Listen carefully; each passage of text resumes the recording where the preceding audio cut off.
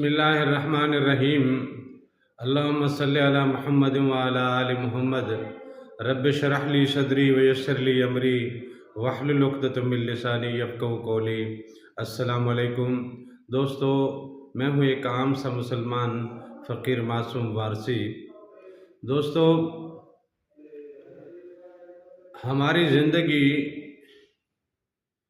Normally बहुत सारे मसाइल में उलझी रहती है और इन मसाइल को हम अमूमन अपनी ज़िंदगी के अंधेरे तस्वुर करते हैं। जब मसाइल से निकलते हुए महसूस करते हैं तो कहते हैं कि हाँ, ज़िंदगी को एक नई रोशनी मिली है, एक नई किरण, एक नई उम्मीद, एक नया रास्ता, एक नया सफ़र मिलने लगा है और हम थोड़ा सर्वाइवल की तरफ कदम बढ़ाने लगे हैं या सर्वाइव करने लगे हैं। अपनी ज़िंदगी के मुख्तलिफ़ मामलात में हम इसी तरह ही इस चीज़ को देखते हैं,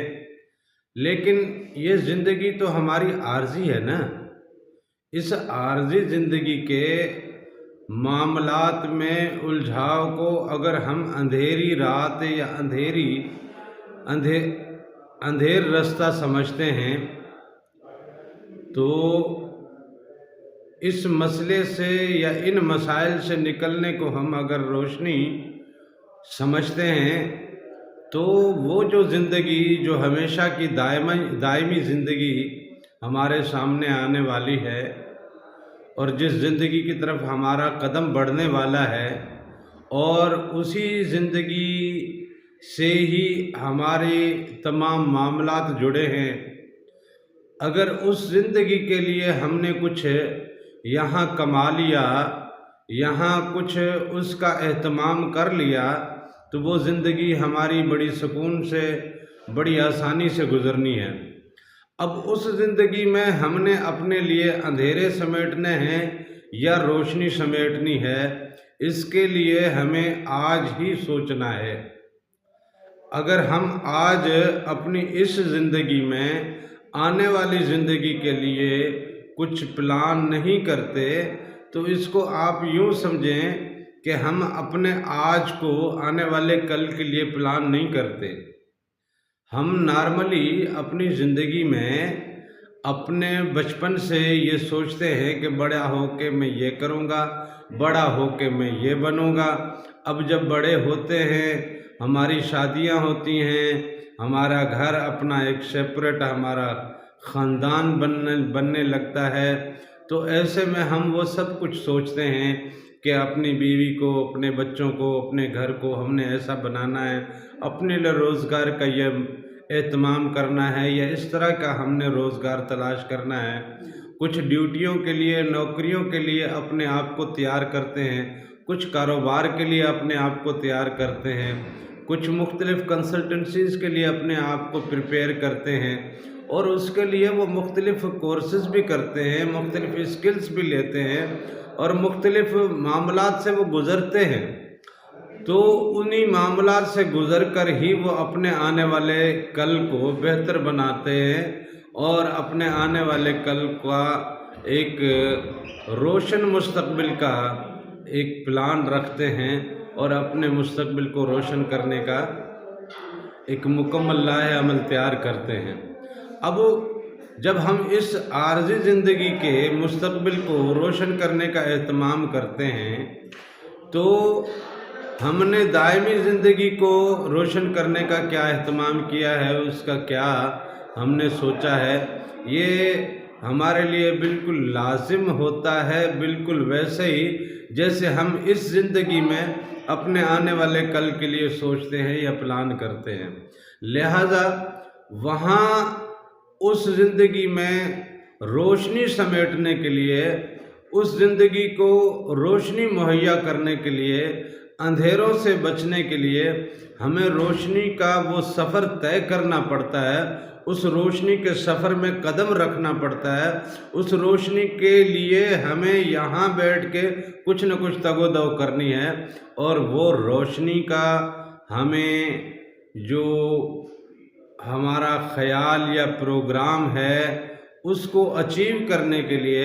ہم نے اپنی اسی زندگی میں کچھ نہ کچھ ایسا اہتمام کرنا ہے۔ تو فقیروں نے اپنے احباب کو یا اپنے گرد اٹھنے بیٹھنے والوں کو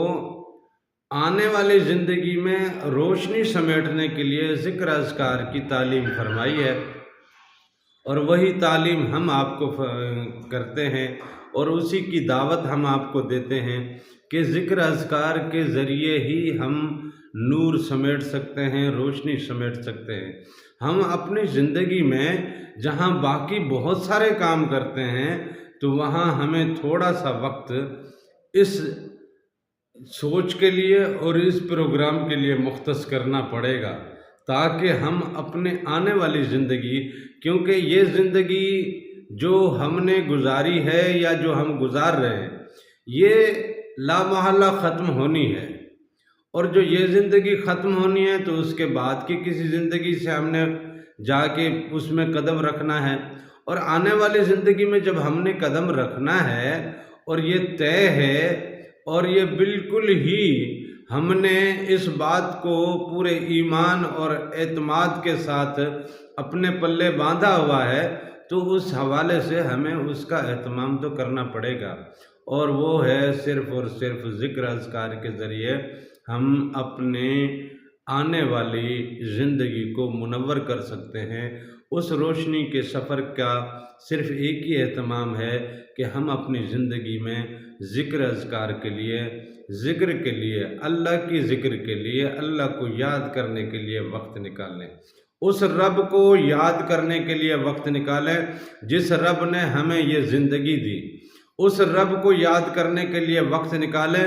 جس رب نے ہمیں یہ سانسیں دی، اس رب کو یاد کرنے کے لیے وقت نکالیں جس نے ہمیں یہ آنکھیں دی، اس رب کو یاد کرنے کے لیے وقت نکالیں جس نے ہمیں یہ زبان دی، جس نے ہمیں کلام دیا، جس نے ہمیں سماعتیں دی، جس نے ہمارے اس زندگی میں اتنے سارے ہمارے لیے اہتمام فرمایا کہ ہم اس زندگی میں جی پاتے ہیں، اس زمین پہ جی سکتے ہیں، ہمارے جینے کا پورا اہتمام کیا، ہماری حیاتیاتی معاملات کو اس نے بڑی سنجیدگی کے ساتھ،